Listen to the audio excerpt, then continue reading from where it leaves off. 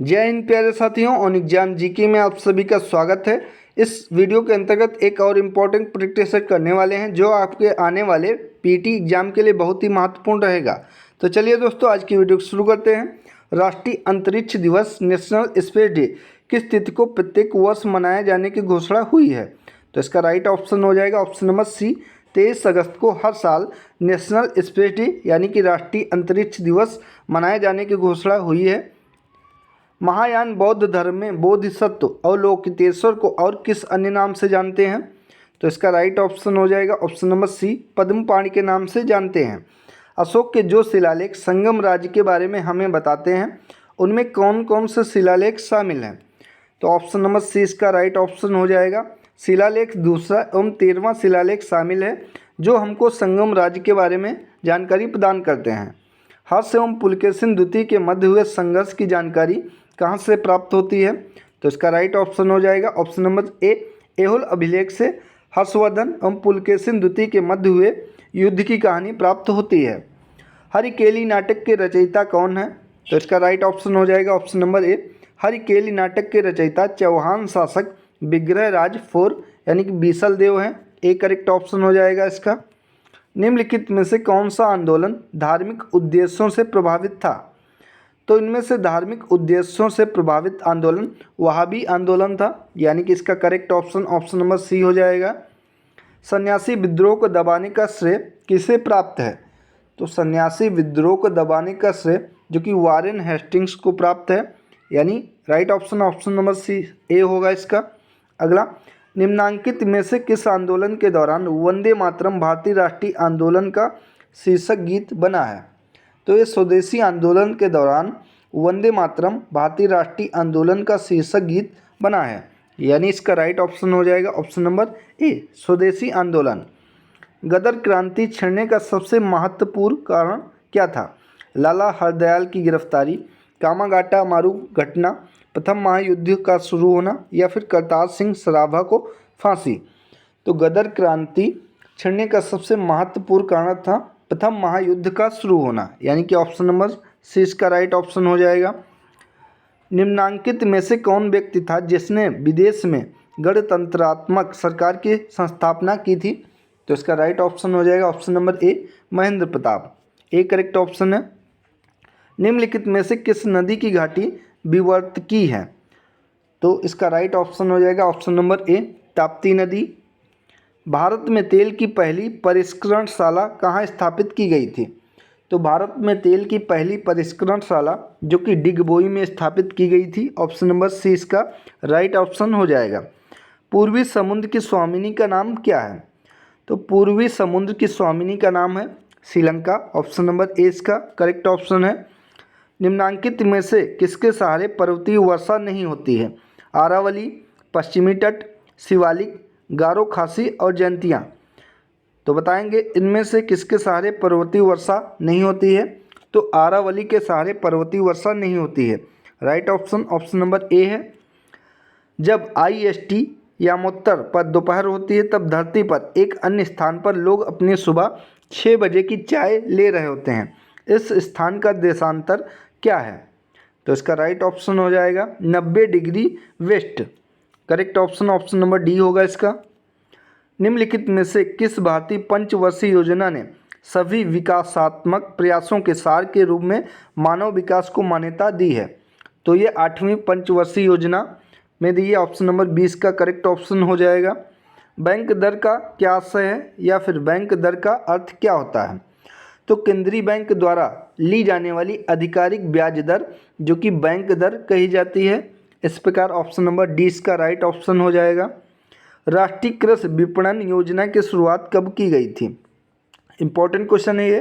तो राष्ट्रीय कृषि विपणन योजना की शुरुआत 14 अप्रैल 2016 को की गई थी। इस प्रकार इसका right option option number A हो जाएगा। निम्नलिखित में से कौन सा संगठन वर्ल्ड इकोनॉमिक आउटलुक प्रकाशित करता है? तो वर्ल्ड इकोनॉमिक आउटलुक जो कि अंतर्राष्ट्रीय मुद्रा कोष प्रकाशित करता है, ऑप्शन नंबर ए इसका करेक्ट ऑप्शन हो जाएगा। भारत सरकार के बजट के आंकड़े में कुल व्यय और कुल प्राप्तियों के बीच अंतर को क्या कहते हैं? तो इसे बजटीय घाटा कहा जाता है। ऑप्शन नंबर 20 का करेक्ट ऑप्शन हो जाएगा। मूल अधिकारों को सर्वप्रथम किस देश में संवैधानिक मान्यता प्रदान की गई? तो मूल अधिकारों को सबसे पहले संयुक्त राज्य अमेरिका में संवैधानिक मान्यता प्रदान की गई। ऑप्शन नंबर 20 का राइट ऑप्शन है। जहां तक लोकसभा में प्रतिनिधित्व का प्रश्न है, कौन से राज्य दूसरे तथा तीसरे दर्जे पर हैं? तो इसमें महाराष्ट्र तथा पश्चिम बंगाल दूसरे तथा तीसरे दर्जे पर हैं। ए करेक्ट ऑप्शन हो जाएगा इसका। अगला, भारत में संघ राज्यों का प्रशासन होता है। तो भारत में संघ राज्यों का प्रशासन जो कि राष्ट्रपति के द्वारा होता है। ऑप्शन नंबर ए इसका करेक्ट ऑप्शन हो जाएगा। भारत का सबसे बड़ा उच्च न्यायालय कौन सा उच्च न्यायालय है? मद्रास उच्च न्यायालय, कलकत्ता उच्च न्यायालय, इलाहाबाद उच्च न्यायालय या फिर मुंबई उच्च न्यायालय? तो भारत का सबसे बड़ा उच्च न्यायालय जो कि इलाहाबाद प्रयागराज उच्च न्यायालय है। ऑप्शन नंबर सी इसका करेक्ट ऑप्शन हो जाएगा। जिले का सबसे बड़ा अधिकारी कौन होता है? तो जिले का सबसे बड़ा अधिकारी जिला मजिस्ट्रेट होता है। Option number A correct option है। ऑपरेटिंग सिस्टम क्या होता है? प्रोग्रामों का समूह है जो कंप्यूटर को कार्य करने में मदद करता है। बेसिक के साथ मिलता है, बड़े कंप्यूटर पर जरूरी नहीं होता या फिर इनमें से कोई नहीं। तो ऑपरेटिंग सिस्टम जो कि प्रोग्रामों का समूह है जो कंप्यूटर को कार्य करने में मदद करता है। Correct option option number A होगा। न्यूटन के पहले नियम को भी कहते हैं। तो न्यूटन के पहले नियम को जड़त्व का नियम भी कहा जाता है। ऑप्शन नंबर 20 का राइट ऑप्शन है। कीटों के वैज्ञानिक अध्ययन को क्या कहते हैं? तो इसका करेक्ट ऑप्शन हो जाएगा एंटोमोलॉजी, जो कि कीटों के वैज्ञानिक अध्ययन को कहा जाता है। Option number B correct option है। रेशम कीट पालन को क्या कहते हैं? तो रेशम कीट पालन को सेरीकल्चर कहा जाता है। Option number C correct option है। निम्नलिखित में से सबसे छोटा कण कौन सा है? परमाणु, अणु, प्रोटॉन, न्यूट्रॉन?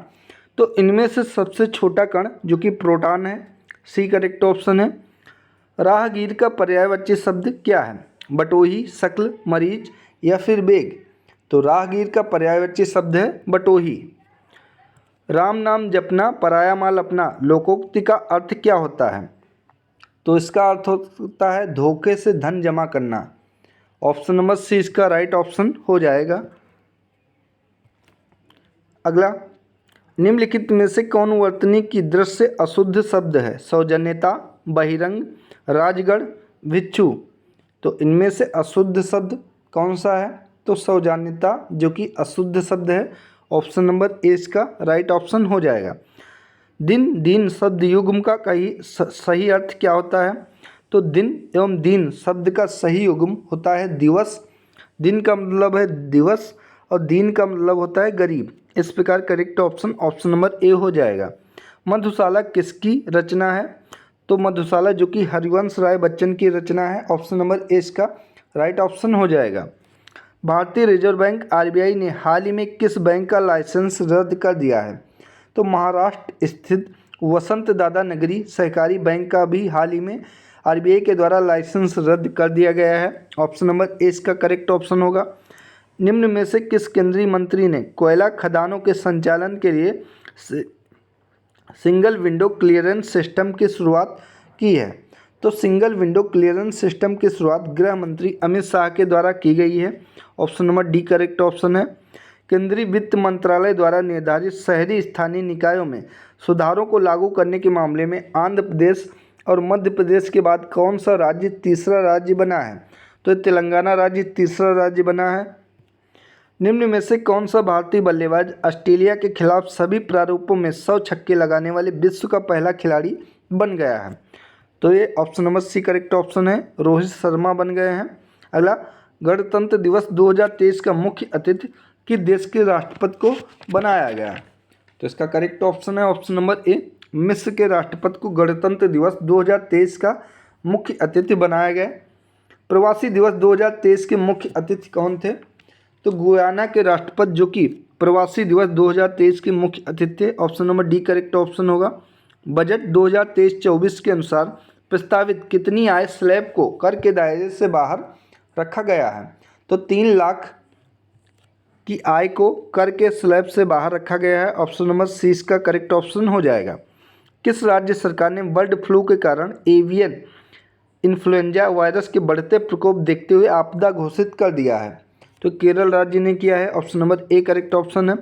वर्ष 2023 के प्रारंभ में तुर्की में आए भीषण भूकंप से प्रभावित लोगों की मदद हेतु भारत द्वारा कौन सा ऑपरेशन चलाया गया है? तो ये ऑपरेशन दोस्त चलाया गया है भारत के द्वारा, ऑप्शन नंबर डी इसका करेक्ट ऑप्शन हो जाएगा। किस राज्य में सरस फूड फेस्टिवल का आयोजन किया जाता है? तो सरस फूड फेस्टिवल का आयोजन दिल्ली में किया जाता है, ए करेक्ट ऑप्शन है। हिंद महासागर में स्थित 2 द्वीपीय देश कौन कौन से हैं जो भारत के पड़ोसी हैं? पाकिस्तान श्रीलंका, श्रीलंका मालदीव, चीन म्यांमार या पाकिस्तान नेपाल। दोस्तों ये लास्ट बार पेट में क्वेश्चन पूछा गया था कि हिंद महासागर में स्थित 2 द्वीपीय देश कौन कौन से हैं जो भारत के पड़ोसी देश हैं? तो इसका करेक्ट ऑप्शन हो जाएगा ऑप्शन नंबर बी, श्रीलंका एवं मालदीव जो भारत के पड़ोसी देश हैं वह द्वीपीय देश हैं। इनमें से कौन सुमेलित युग्म है? France Berlin, Serbia Belgrade, Italy Riga, Ukraine burn.